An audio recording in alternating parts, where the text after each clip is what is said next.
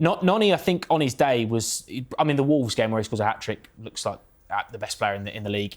He's eventually worked his way into the England squad as a starter. I thought he was impressive for England the last international break as well. Good second half to the season. Do you think Chelsea fans will be sad to see him go? Because I don't think we've seen the best out of Noni Madueke yet. I think he's still a young player that we're going to see a little bit more from. And I think you kind of touched on it there, Joe. I think he's still young and could be maybe one of those players that goes and does a few bits. But I do think he's one of the players that you see him produce for maybe 1 or 2 games and then goes missing for 4 or 5. I think he was a little bit inconsistent. I know you can get that with wingers, especially when they're young. But I think it's, at the moment, it looks like, I think, decent business by Chelsea. I think they've got a decent profit on him. Is he going to be in and around it as much as he'd probably hope for? I think there's the saying it would be that the fact that he wants to go to an Arsenal, leaving a club like Chelsea to an Arsenal, will tell you that he's probably been told that you might not be playing as much as you'd hope for. I think that he's another one that there were moments, I think, during the season where I think some of the body language and stuff like that was being given out showed that he wasn't 100% happy himself. Did he have moments where he produced and played well for us? I thought, yeah, and I agree with you, Joe. I thought for England he was very good. So there's a player in there, and it just might suit both parties. I'm kind of, there's a bit, part of me a bit disappointed because last season he solved a problem on our left. Sancho wasn't good enough. You know, the Mudryk situation, we know. Pedro out there, Pedro's better on the right for me. He can do a job on the left. But Noni solved a bit of a problem out there. And actually, towards the end of the last season, he played a lot of minutes. And one of the reasons we got top 4 was because that balance, he solved that issue. He's versatile, and I think that's why Arsenal have gone for him. They cover up for Saka, Martinelli. I mean, he'll give Martinelli a run for his money, by the way. There's a bit of a change as well, isn't there? Because 3 or 4 years ago, you almost had to have the opposite foot to the flank you're playing on. It was all about a player like Saka, and like Madueke when he came in, he was playing on the right-hand side. To play on the left and gives you that natural balance. That looks like really where he's going to go. He's not going to dislodge Bukayo Saka. No, he's covered, though. They picked up injuries. We just spoke about the rigours of a season. You know, FA Cup, League Cup, you know, and then the Champions League kicks in.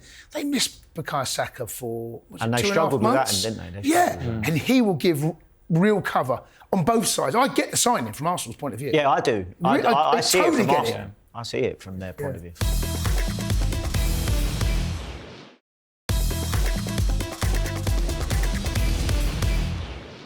Especially because that leads us on to the next thing we're going to talk about, which is mentality, right? Which is what Arsenal seem to be trying to do, is keep buying Chelsea players that have won things and, you know, learn how to do it. Little bit of inside knowledge. Levi Colwill said a really interesting point, actually, before post-match yesterday on DAZN, which is, we never forget that we're Chelsea, and no matter who we're playing against, we plan to win. We press the life out of them, and this is what everyone is saying the best team in the world is. But like I said, we're Chelsea. Adds to what Reece James said before the game, which is, we're going to win this game. It feels like now there's a little bit of a swagger about Chelsea. Is that something that's returning? Is that something that the culture of Chelsea has always been? Has there been a little bit of a lacking of that the last few years, and we've not been in those big competitions and big games? What do you think? Well, I think because there's been such a huge turnaround of players, a lot of the players are not used to winning anything at Chelsea. Now, obviously, we're talking about the last 6-7 weeks or so. That's changed for this particular group of players. And I know I've touched on it before. For me, the Conference League, I don't really base anything off that competition, apart from the fact that it's good for these players to win something, good for the manager to win something, again, off the back of his successful season with Leicester. But this competition gives, for me, a different feel. Is that I don't think us as fans, listen, us as fans will always brag about winning every trophy, and they'll be singing songs in pubs and all my mates are doing the exact same. But when you go to the Club World Cup, I think it gives the players a different type of confidence, because they're not used to playing this calibre of, like when Jace was touching on going, you can't ease up like we did last year. We got to the final without even playing our main team. We gave minutes. The best thing for me, for that tournament last year, was giving minutes to young players. Now, when you're talking about winning Club World Cups and these players playing against some of the best teams in the world, that's a different kettle of fish, and it also gives the confidence for going into next year's Champions League. Now, I know Reece said it before the game, so he deserves credit. But Reece has won big things on the big stage already. But Levi saying it after the game is all well and good. But I think it's good that they take these moments and try and build on the positivity and the confidence, because for us, again, I keep saying it, for us to want to get to the next level, you need a bit of arrogance and you need a bit of confidence. And I think without getting carried away with it, but making sure that we harness it and kind of use it in the right way going forward, I think this competition has been an absolute blessing for us.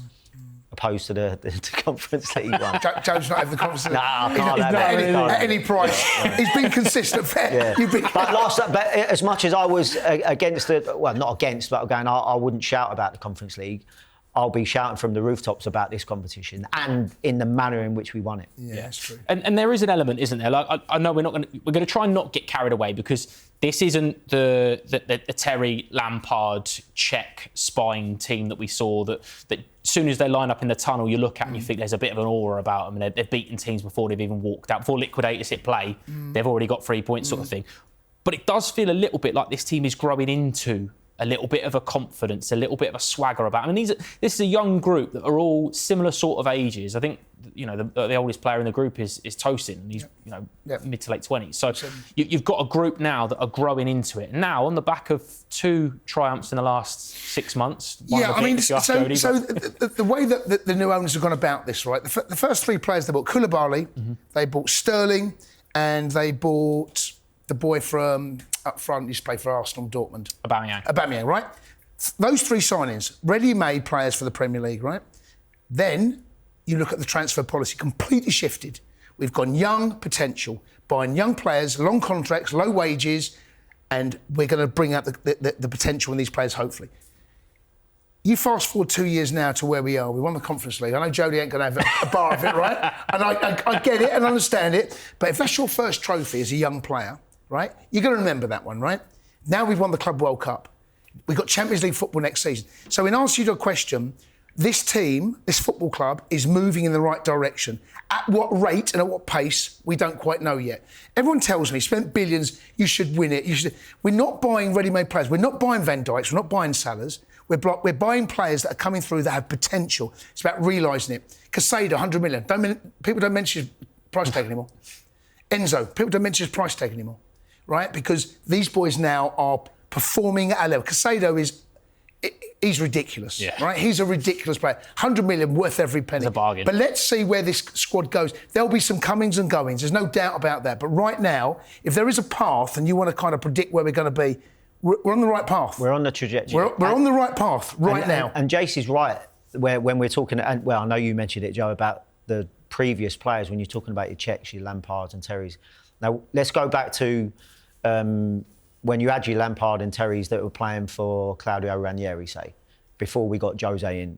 Now, I remember I was at Leeds at the time, and I remember being on the phone both to JT and Lamps when we signed Peter Cech, and I'm going, what on earth is going on at that club? Carlo Cudicini is the best goalkeeper in the Premier League. He's just been in the team of the year.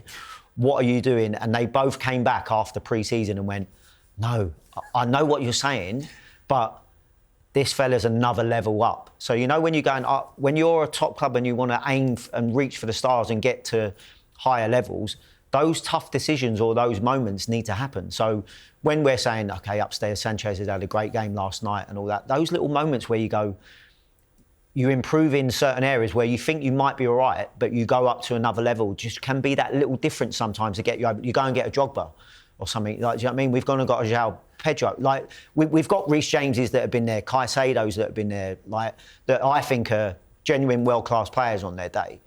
But if you had little bits in certain areas that can be the right ingredients to just take you to that different level where you start talking about, can we challenge the likes of Liverpool, Cities and Arsenal's in the Premier Leagues?